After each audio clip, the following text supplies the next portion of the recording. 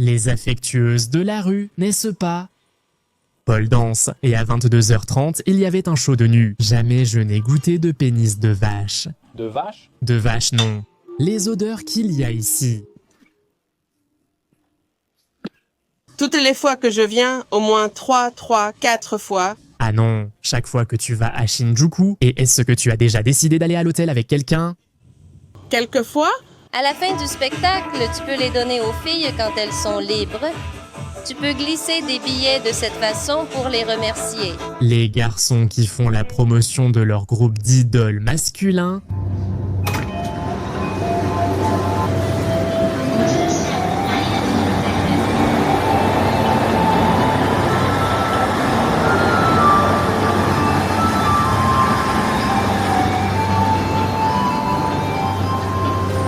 Takadano Baba, le quartier qui se caractérise par tout ce qui concerne Osamu Tezuka. Bon, pas tant que ça, parce qu'ils viennent justement d'entendre la petite musique d'Astro Boy, et puis il y a une fresque d'Astro Boy et d'Osamu Tezuka en général, l'auteur. Parce que c'est le quartier où est censé se baser la naissance d'Astro Boy. Astro Boy est censé être né en 2003, et dans cette zone.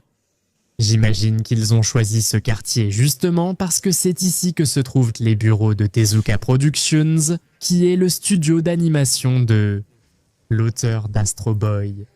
Bon, je n'ai pas tout vu d'Osamu Tezuka, mais de ce que j'ai pu découvrir, franchement, ce sont des œuvres incroyables, vraiment excellentes. Je préfère surtout ses mangas à ses animations. Je recommande moins l'animation, mais pour les mangas de Tezuka, ceux que j'ai lus, le plus aimé et que je recommande le plus. L'un d'eux, c'est Blackjack, dont je ne vais pas vous dire de quoi il s'agit, parce que déjà, si je vous dis ce que c'est, cela ne vous intéressera pas.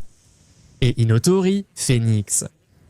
Pour moi, ces deux œuvres surpassent Astro Boy, qui est mignon mais moins marquant que les chefs d'œuvre de Tezuka. Blackjack et Inotori sont des histoires un peu plus profondes. Nous venons ici car aujourd'hui nous visitons Shinjuku et Takadano Baba est au nord du quartier. Et nous allons manger, nous allons entrer dans cette ruelle sale car ici il y a un endroit assez spécial où je suis venu manger une fois dans une collaboration avec Tommy Munareto, celui de Questions Faciles. L'endroit s'appelle Kometu Sakana, ce qui voudrait dire riz et cirque.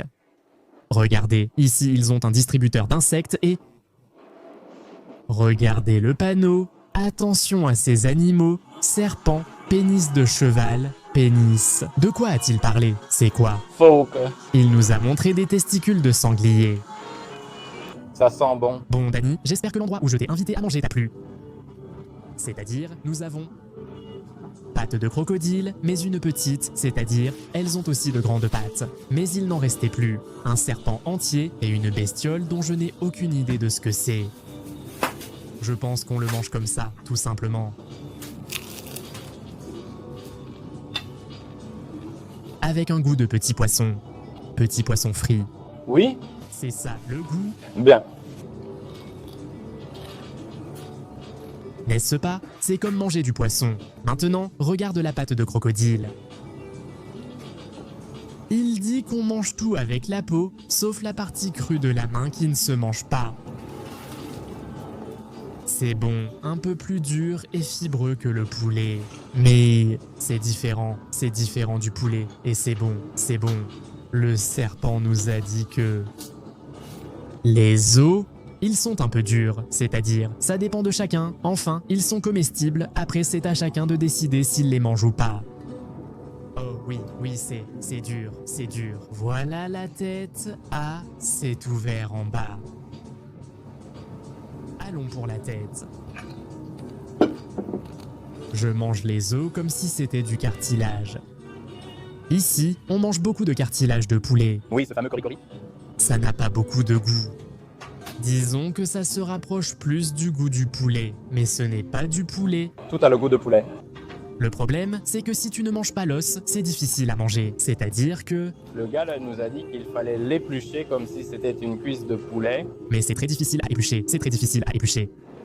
À ce stade, je ne fais plus de grimaces avec aucune de ces choses, donc... Fais attention. Et comme plat final... Une bite. Pénis de vache. Je n'ai jamais goûté de pénis de vache. De vache? De vache, non, De vache. des vaches. Voyons voir.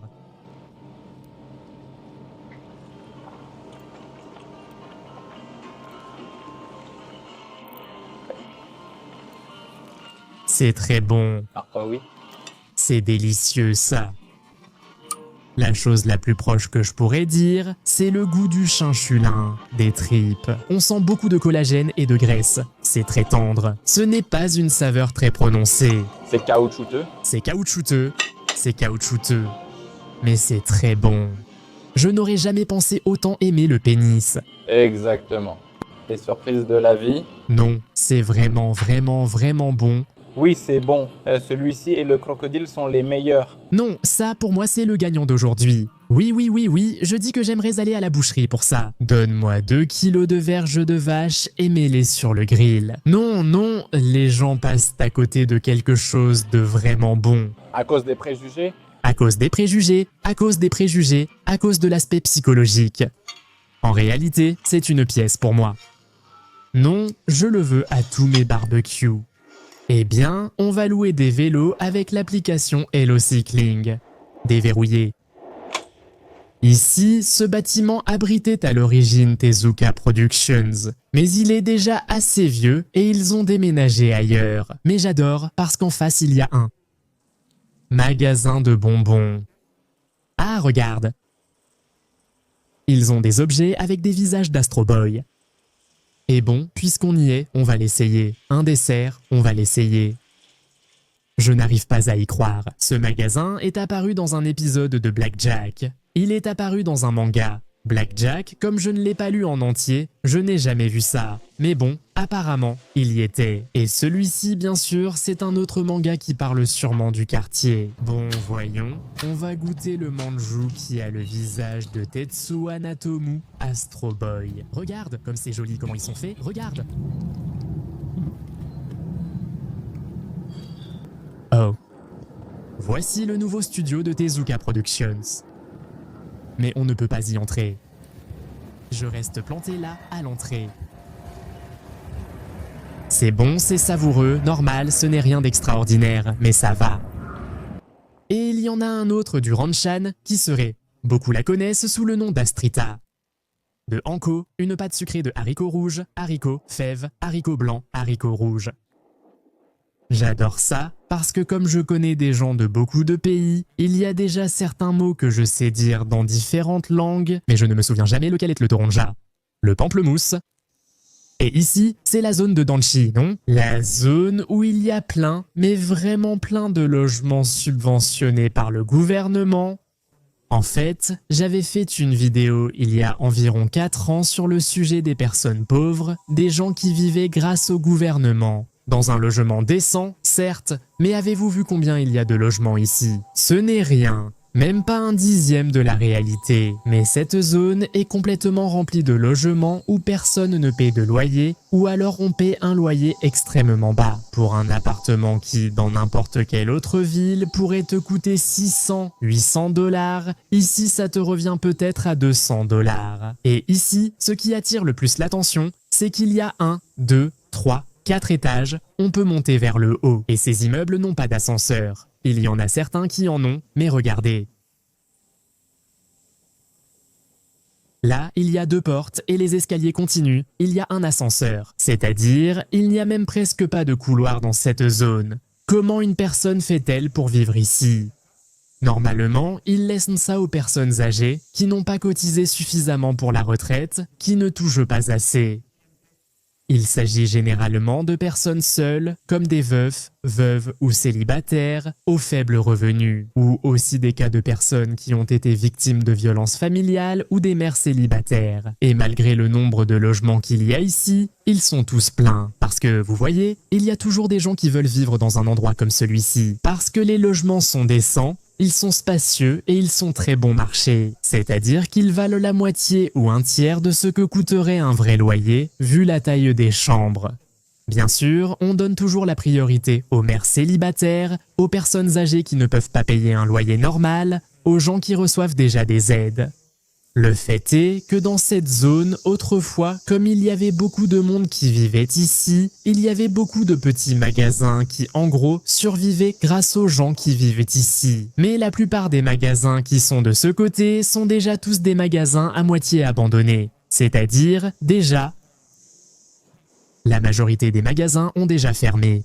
Eh bien, au fil des années, entre guillemets, les gens ont comme appris à se déplacer par eux-mêmes et à aller ailleurs. Grand supermarché, il y a 2 grands supermarchés de ce côté, mais ce sont des magasins très anciens. C'est-à-dire, ils vendent quoi? Ils vendent des bricoles de tout genre. Ce bâtiment que nous avons ici, qui a la partie en diagonale, c'est l'un des bâtiments les plus légendaires de Shinjuku parce que c'est le fameux bâtiment des départements où l'on dit que de grands membres de la mafia de Shinjuku était installé, rendant l'endroit très célèbre. Qu'il y a eu un manga qui s'appelle Ichi le tueur.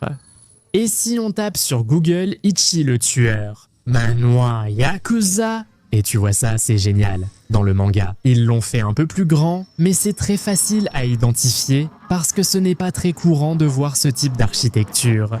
Mais le fait est que bien sûr, comme Shinjuku est le quartier qui pendant longtemps a été connu comme le quartier des mafias, ce qu'il a été, mais aujourd'hui, le gouvernement a déjà fait beaucoup de nettoyage concernant les mafias. Et donc, qui sait, peut-être qu'elles sont encore là, peut-être que non. Mais la chose, c'est que c'est un bâtiment légendaire. Il doit y avoir beaucoup d'histoires louches à l'intérieur de ce bâtiment.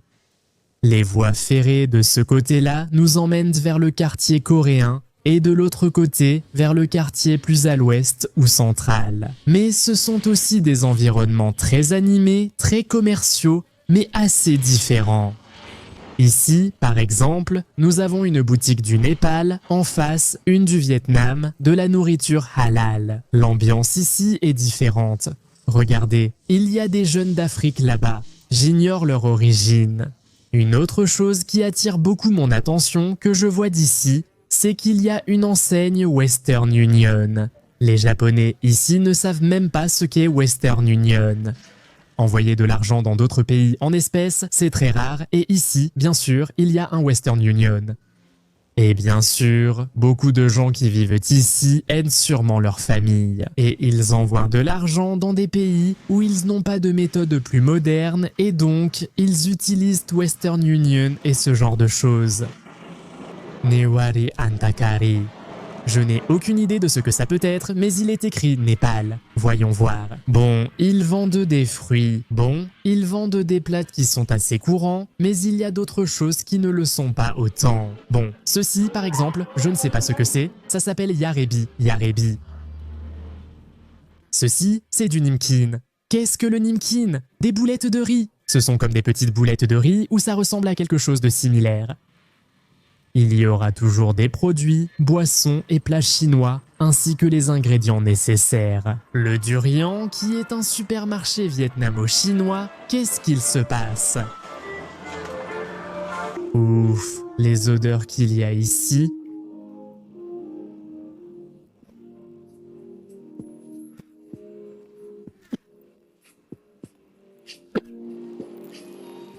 On se casse d'ici. On se casse d'ici.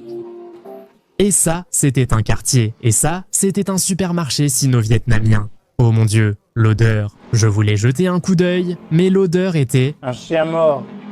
J'ai l'estomac pour manger n'importe quoi, mais avec les odeurs, c'est beaucoup plus difficile pour moi. Et pourtant, j'ai déjà mangé de la bite. Mais... les odeurs... J'ai déjà goûté la cuisine népalaise dans ce quartier, c'est vraiment bon. Je la recommande. Quel pays! Celui-ci, ton pays? Où est-ce? D'où viens-tu? Quoi? Ah, Népal, d'accord, d'accord. Cette assiette est curieuse, elle paraît jetable mais est faite de feuilles. Non, je n'ai jamais vu ça. Je pense aussi que ce sont de vraies feuilles. Je ne sais pas si ça donnera plus de goût. De plus, la feuille sèche est prête à se désagréger. Un charme. À la pauvre dame, je lui ai dit en japonais, je lui ai dit un et elle m'a regardé. One? Oui, One. De quel pays es-tu? Et oui, elle me disait. Et elle ne parle ni anglais, ni japonais. Mais bon, mais elle venait du Népal. La nourriture. Oh, c'est chaud! C'est très bon, c'est un ravioli. Comme n'importe quel autre. Rien d'extraordinaire, mais correct pour 500 yens. La sauce est légèrement épicée, mais pas trop. Ce n'est pas fort, ça ressemble aux sauces pour kebab avec du curry et de la viande. J'imagine que c'est bon, je lui donne un 7. Ah, au fait, ce qu'on a mangé au bar-restaurant, celui avec la bite et tout ça, ça a coûté 10 000 yens au total, mais ça fait environ 70 $. Ça a coûté 3,5 $. Nourriture chinoise. Massage chinois. Encore de la nourriture chinoise.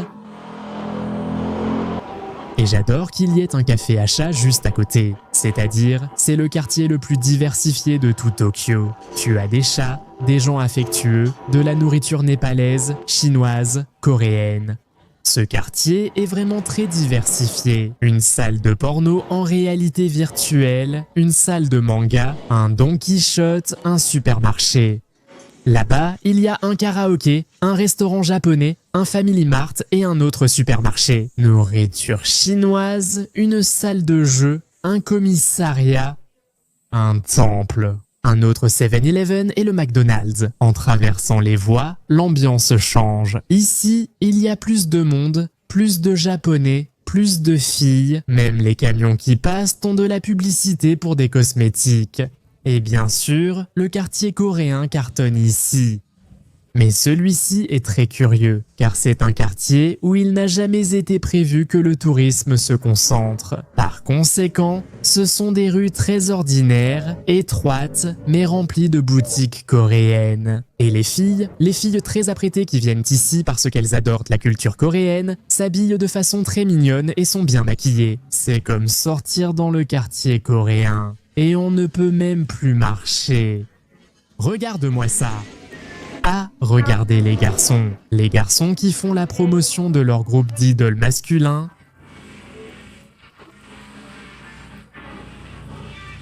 Il y a une énorme différence d'ambiance entre ce côté des rails et l'autre. Non, on ne peut pas marcher. Regardez-moi ça. On le sait déjà, comme tu dis, on est déjà passé plusieurs fois par cette zone, mais ouf. Mais, comme je l'ai dit, la zone n'ayant jamais eu vocation à devenir touristique, elle est restée très naturelle. Il y avait de nombreux Coréens installés dans ce quartier, ainsi que des Népalais et d'autres de l'autre côté. Et bien sûr, ça a commencé avec le boom de la K-pop et les magasins ont commencé, les Coréens ont commencé à adapter les magasins à des choses coréennes. Et bien sûr, les gens ont commencé à venir ici pour consommer des choses liées aux idoles de la K-pop. Ah, et ceci est un hôtel capsule où, avant la pandémie je crois, j'ai aussi fait une vidéo dans cet hôtel capsule qui est vraiment bien. Hôtel capsule, franchement je ne le recommande à personne. C'est l'expérience la plus ennuyeuse possible. Et en plus, regardez, voilà qu'un autre groupe de jeunes arrive. Ah, il dit qu'il donne des billets gratuits, le panneau. Quelques filles le suivent, ce sont des photographes. Mais attention, elles ont des appareils photo professionnels. Il me semble que ce sont des fans qui veulent prendre des photos à distance. Une photo, un gros plan sur le visage des garçons. Les filles sont vraiment fans de ce truc. Et bien sûr, comme il y a aussi des garçons très beaux qui passent ici tous les jours, les filles aussi se font belles. Et puis, en s'enfonçant dans les ruelles, il y a aussi plein de restaurants et de choses. Supermarché coréen, j'ai confiance que celui-ci ne va pas sentir aussi mauvais. Oh, c'est délicieux, ça s'appelait tteokbokki, les pâtes de riz, ces coréennes sont très bonnes. Oh, ici c'est plus frais, ça arrive déjà congelé. Göteauderis. Bon, plus ou moins, les rouleaux coréens. Je ne suis pas entré dans ce supermarché depuis presque 10 ans. La première fois dans le quartier coréen, il y avait aussi beaucoup de monde, il y a plus de 10 ans. Franchement, ça a beaucoup changé, mais il y a énormément de produits. En Corée, presque tout ce qui est rouge est épicé. Ail avec sauce piquante, ail, piment avec du piment. Moi, heureusement, quand je voyage dans un pays asiatique, déjà la première fois que j'ai voyagé, j'avais acheté des produits non périssables pour les manger ici au Japon. Et après, je me suis rendu compte que ce n'était pas nécessaire, parce qu'au Japon, en ce qui concerne la nourriture asiatique, on trouve presque tout. Au moins, les choses les plus populaires, on les trouve ici, c'est-à-dire dans ce quartier ou dans un autre quartier. Ah d'accord, je regarde les prix, bon, 200, bon, ça va. Ça fait moins de 2 $ pour un produit importé, c'est plutôt correct. Celui-ci qui est à 700, 5 $, un peu moins de 5 $. On est resté tout le temps dans la même rue, hein? La même petite rue de la gare de Shinokubo. Il y a beaucoup de diversité dans ces rues. Oh, à propos du poulpe, est-ce qu'ici ils te servent le poulpe vivant? Eh bien oui, il y a encore quelques pâtés de maison de ce côté-là, mais les ruelles, regarde, elles sont là. Au fond, il y a beaucoup d'activités et de choses à voir. Regardez, ici tu l'as comme tu le vois sur les TikTok de Corée. Tu prends ton paquet de ramen instantané, tu ajoutes de l'eau, tu peux mettre un œuf, du fromage. Regardez, ici vous avez tout ce qui est garniture à ajouter aux naves, qui seraient les hot pot. Quelques bouchées de dessert, des salades. Ici, si tu prends le menu avec boisson à volonté, ça marche. Ah, regarde. Eh bien, l'oden, je ne sais pas si ça existe aussi en Corée, mais bon, c'est quelque chose de très courant ici. Et voyons, il y a un autre espace de nourriture. Oh, regarde, il y a plein de petites choses à manger. Il y a un buffet, regarde, poulet frit, frites, poulet au fromage, ravioli, kimchi, des choses pour la salade. Bon, voyons, ça a l'air très bon. Ah d'accord, nouilles de riz, oh, tteokbokki. La déco est jolie, toute sur le thème du petit train, j'adore. Bon, voyons voir, on va goûter ces petites choses qui ressemblent à des mini pizzas, plein de choses. C'est délicieux. Et ça? Peut-être que c'est comme une galette de farine et de riz. Pour moi, c'est un mélange de farine et de riz avec du fromage, de la viande, des protéines de base riches. Non, très bon, très bon. J'ai découvert cet endroit à la télé par hasard, mais j'avais oublié. Ici, on ne peut pas commander à la carte. C'est un buffet libre-service. En plus, ce n'est pas cher. C'est moins de 20 $ pour manger ce que tu veux. Et pour 7 $ de plus, tu as les boissons sans alcool à volonté. On n'avait pas très faim, on a déjà un peu mangé, non? Vous avez vu? Mais bon, j'ai pris un peu de chaque chose, juste pour goûter le tteokbokki là. Je ne me souviens pas que ce soit aussi sucré ni aussi épicé. Non, enfin, oui, à peu près le même piquant. Ces nouilles sont très bonnes et on peut y ajouter n'importe quel topping du konbini. Ce serait cet espace-là. Bon, maintenant le personnel arrive et ils vérifient plus ou moins comment ça cuit et ils te disent quand c'est prêt. En gros, tu n'as pas à t'inquiéter pour la cuisson de ça. Celui qu'on a commandé, c'est le hot pot de porc. C'est spectaculaire. Quel dommage qu'on soit venu ici alors qu'on n'avait pas si faim. Je ne savais pas que c'était à volonté et obligatoire. Mais une fois que tu as fini tout ça, tu peux aller là-bas, prendre toutes les garnitures que tu veux et les mettre ici. C'est très bon marché, vraiment pas cher pour tout ce qu'on peut consommer. Non, l'endroit est vraiment bien. L'endroit s'appelle Mamonaku Busaneki, c'est-à-dire prochaine station gare de Busan, qui se trouve juste au coin, là, juste à côté des voies, en fait. Et maintenant, on doit partir en courant parce qu'on a une petite réservation spéciale pour tout à l'heure.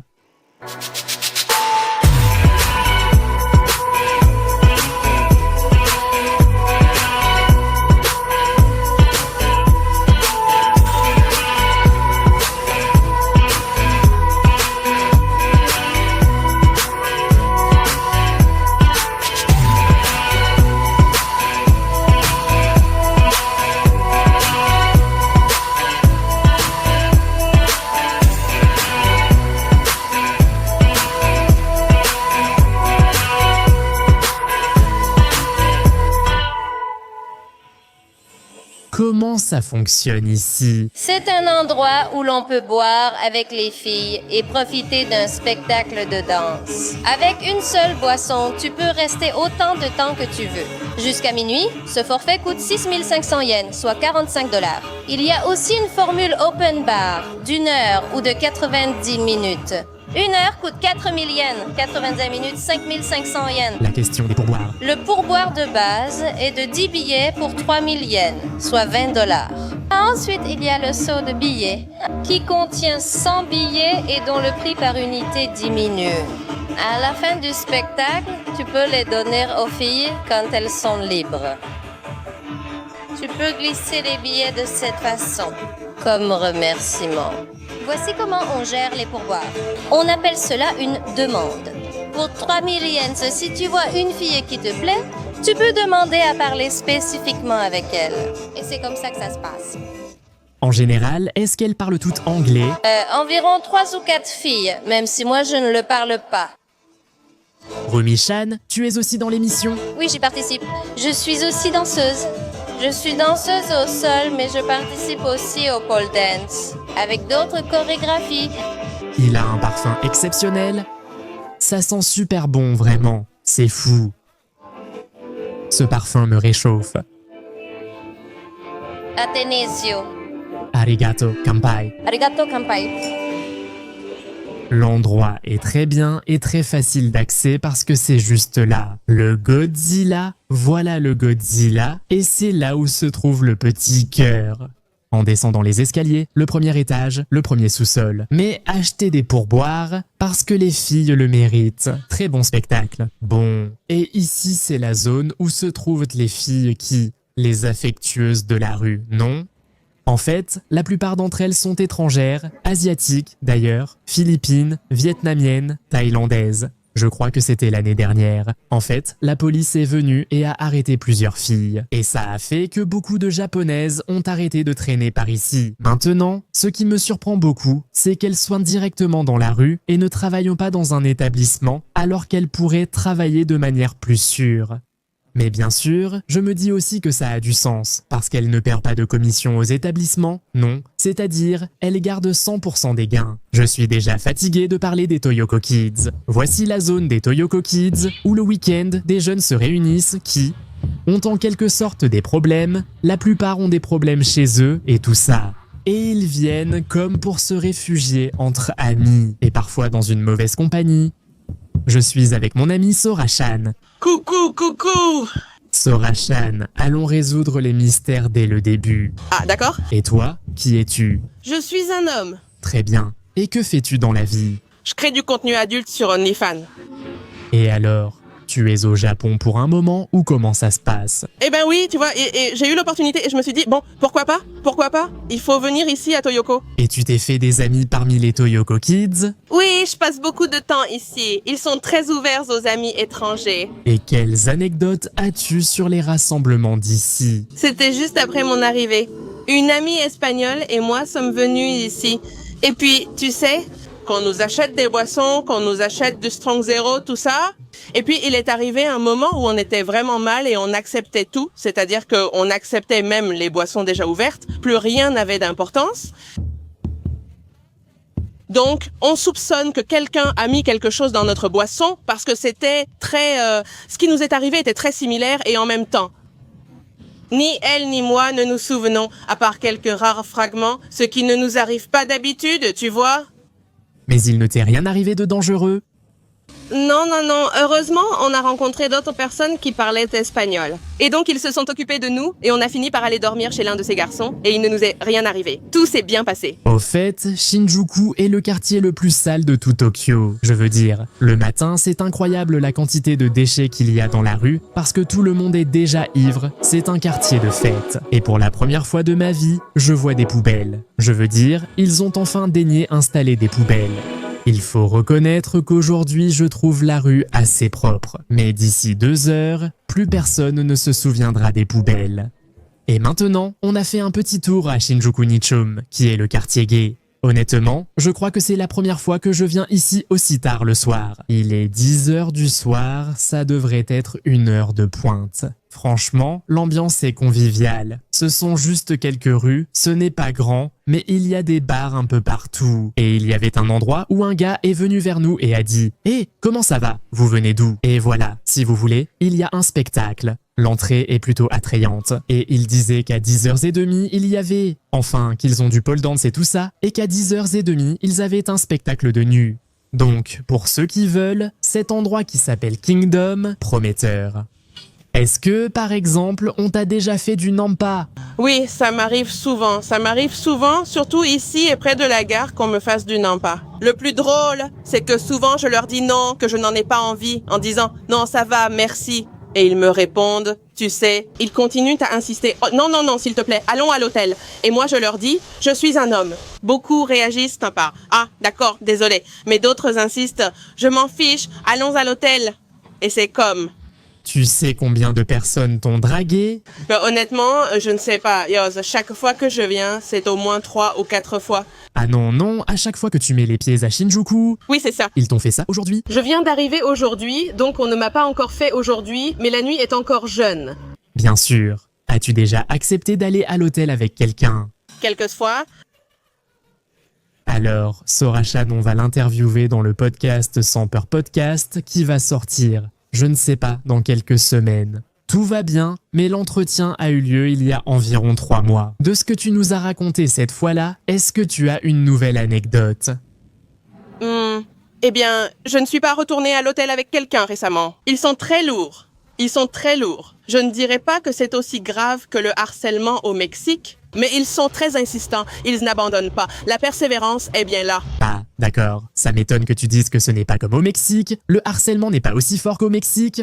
C'est qu'au Mexique, franchement, on n'a plus peur quand on se fait harceler dans la rue, non?